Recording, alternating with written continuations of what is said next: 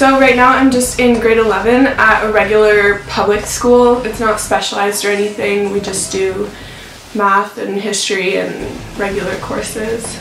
I went to a regular high school in Bolton, Ontario, and I went there for 2 years, but then I took a year off around my grade 11 year and I traveled in Europe and came back for grade 12, which then I needed double the amount of credits. So it was like a 2-year, it was grade 12, 13. And for grade 12, 13, I went to an alternative school. And the alternative school was really great because it was able to give me like a different environment to work in, and the teachers there were amazing. I'm currently in 11th grade at the Etobicoke School of the Arts, and I go there for music. I play the flute. I'm also a writer. I do spoken word and side poetry, and write short stories and screenplays. The high school I went to was called Harry Ainley High School in Edmonton, Alberta. It was pretty standard. I didn't do anything fancy. The first year I took the IB program. I think it was like for the smarter kids or something like that. I think that's how they frame it. It's like advanced learning or something like that. I definitely wasn't a smarter kid, but I took it because it meant I only had to take 1 semester of gym class versus 2 semesters of gym class, so that's why I did it. My parents really wanted me to be some kind of doctor or engineer. I decided that the best compromise would be to be a psychologist, because you can be a psychologist through the arts or the sciences at University of Alberta. And it's a doctor, but it's like, you know, there's a social aspect to it. So I thought it was like the best compromise. So I majored in psychology. In a year I decided I hated it. I actually had no desire to listen to anyone's problems. I had my own.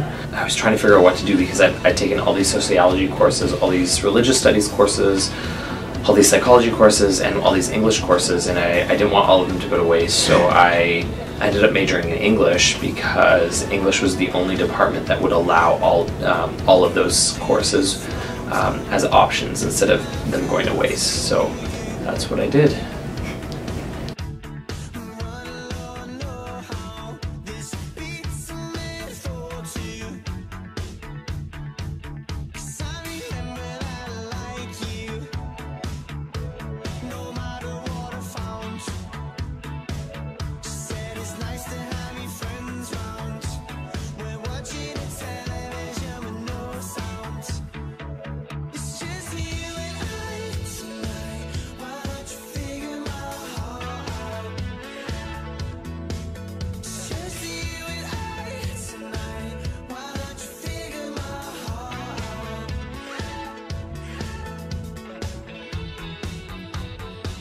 After graduation next year, ideally I'd go to Concordia or Carleton University for journalism or English.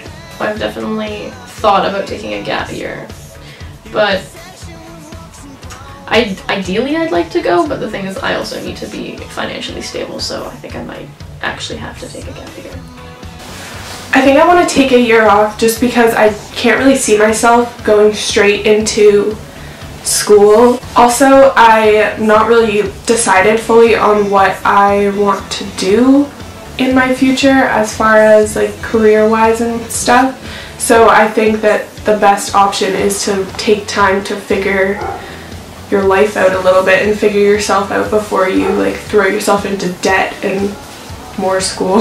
I applied to University of Amsterdam and the University of New York in Prague to go overseas because I have a dual citizenship. I'm going to university to study psychology, and then after that go into criminal psychology. I'm really interested in forensic science, so I'm taking a course for forensic science as well. I want to go for art because yeah. But the forensic science aspect of it, which my mom would like me to do, would be crippled because of that. So that's my biggest, right now that's my big thing, is the science versus art aspect of what I want to go into. I was at my grandparents in Florida last summer, and my grandpa works for some insurance company or something like that, and he was asking me what I wanted to go into university for, and I told him just like English, journalism, something to do with writing at least, and he basically freaked out at me and said that I need to go into math and sciences because it's vital for my well-being and like stability in life. They said, you know, art comes second. First you need a job that you can get your bread and butter, so be a doctor, and then you can make art in the evening or on the side. I mean, once I decided to major in English, I got a lot of people saying to me, like, what are you going to do with an arts degree? Like, what, like, it was like I told people I was finger painting for 4 years or something in university. And not that there's anything wrong with finger painting, but it was just like, it was clear that what I was doing in university was, in other people's minds, a waste of time. So, I mean, it wasn't like a direct kind of backlash, aside from some of my mom's comments, but more so just this idea that, you know, there wasn't really value for the arts.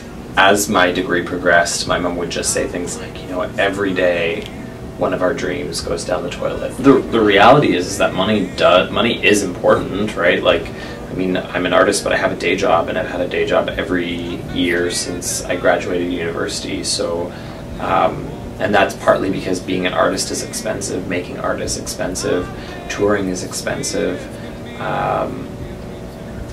I haven't had a lot of luck until recently with like grants and things like that, so I've always had to self-fund my work. So having a day job has been really important, but only as a means to be an artist, only as a means to make art.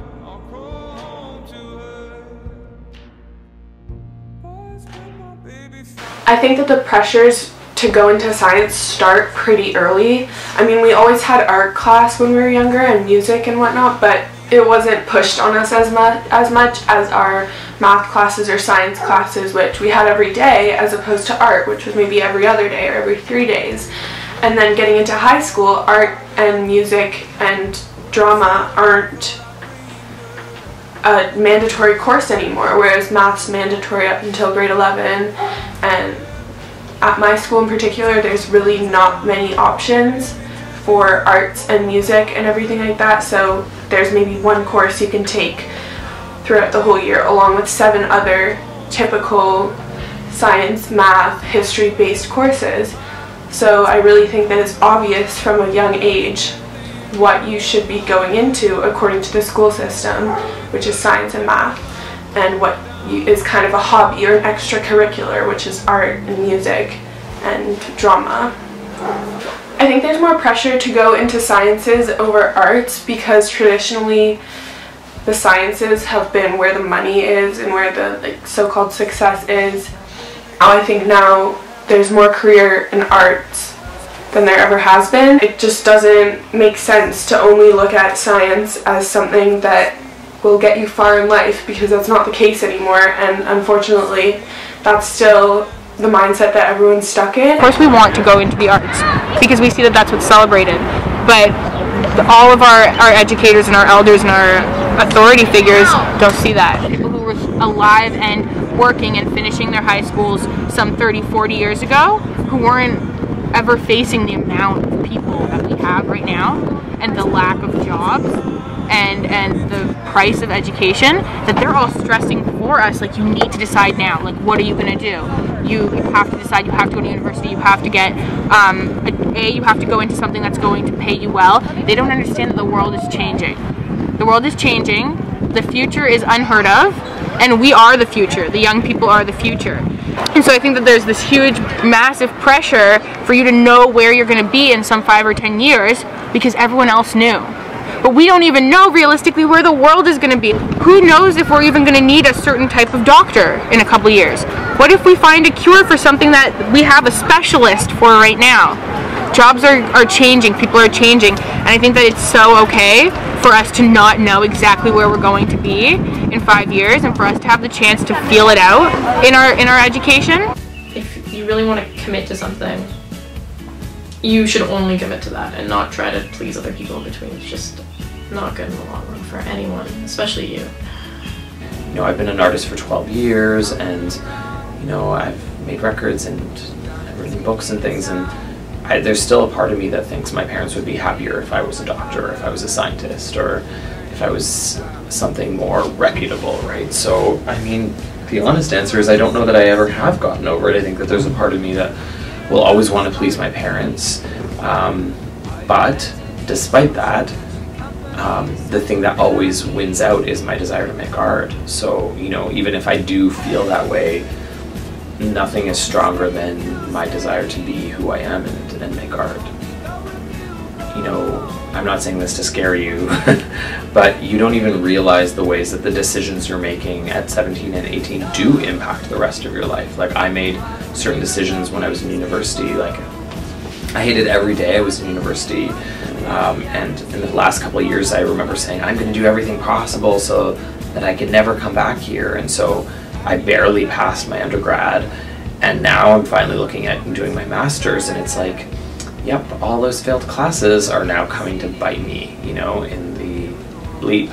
So I don't know. It's such a hard thing, because that's the way our world is organized. You're supposed to know. So for me, I think the best thing that people can do is take time off. I didn't know that taking time off was an option. It wasn't an option for me. My parent, I didn't even realize the university like was something that you could choose not to do. Like, my parents were like, you do it. It was like elementary school, junior high school, or I think you call it middle school here, I don't know, and then high school and then university. I didn't realize that you could take a break, and I think the best thing people can do is spend some time getting to know yourself outside of high school, and see what you like doing, travel the world, see things, and then come back to school when you're ready. So, like, whether it's 2 or 3 years, 5 years, I think that that's the best thing you can do. And I think my friends who've gone back to school later have ended up going back to school in areas that they actually care about. You know, English was a default for me. My whole undergrad was kind of a mess because I didn't choose something I loved. I was trying to satisfy my parents, so I majored in psych, and I didn't want to do that. And then I had all these random courses, and in the end I majored in something, I mean, English is great, but if I could go back in time, if I chose what I wanted to do, I would have done a fine arts degree. But I didn't know that until like maybe 5 years ago. So yeah, that would be my advice, is just take time. Don't go to school. Not don't go to school, but don't go to school until you know what you want to do.